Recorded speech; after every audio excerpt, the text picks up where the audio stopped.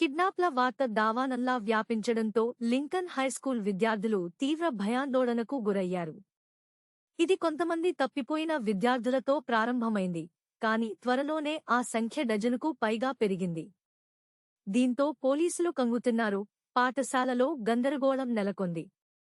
రోజులు గడిచే కొద్దీ కిడ్నాపర్ రహస్య సందేశాల బాటను వదిలివేయడం ప్రారంభించాడు. పాఠశాల అడ్మినిస్ట్రేషన్ ఎంపిక చేసుకోవాలని డిమాండ్ చేశాడు. మిగిలిన వారిని రక్షించడానికి ఒక విద్యార్థిని బలి ఇవ్వండి. దీంతో విద్యార్థులు భయభ్రాంతులకు గురికాగా ఉపాధ్యాయులు ఏం చేయాలో దిక్కుతోచని స్థితిలో పడ్డారు. పాఠశాల ప్రధానోపాధ్యాయుడు శ్రీమతి జాన్సన్ ఒక నిర్ణయం తీసుకోవడానికి విపరీతమైన ఒత్తిడిని ఎదుర్కొన్నారు.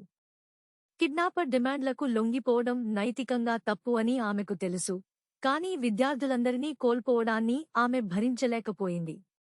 గడువు దగ్గర పడుతుండడంతో విద్యార్థులు ఎప్పుడు ఏం జరుగుతుందోనని ఎదురు చూస్తున్నారు.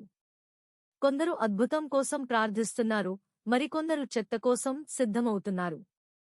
దట్టమైన పొగమంచులా భయం మరియు ఆందోళనతో పాఠశాలలో వాతావరణం ఉద్రిక్తంగా ఉంది. ఆఖరి గంట సమీపిస్తుండగా మిస్సెస్ జాన్సన్ అసాధ్యమైన నిర్ణయం తీసుకున్నారు. ఆమె త్యాగం చేయడానికి ఒక విద్యార్థిని, సారా అనే నిశ్శబ్ద మరియు పిరికి అమ్మాయిని ఎంచుకుంది. ఈ వార్త దావానల్లా వ్యాపించడంతో విద్యార్థులు ఒక్కసారిగా ఉలిక్కిపడ్డారు. వారు చూస్తుండగానే సారా మళ్లీ కనిపించకుండా దారితీసింది. కిడ్నాపర్ మిగిలిన విద్యార్థులను విడిచిపెట్టాడు, కాని పాఠశాల ముక్కలను తీయడానికి మరియు భయంకరమైన సంఘటన యొక్క పరిణామాలతో వ్యవహరించడానికి వదిలివేయబడింది. మరియు విద్యార్థులు తమ తరగతులకు తిరిగి వచ్చినప్పుడు వారు మళ్లీ ఎప్పటికీ ఒకేలా ఉండరని, ఏదో కోలుకోలేని విధంగా విరిగిపోయిందని వారు భావించలేదు.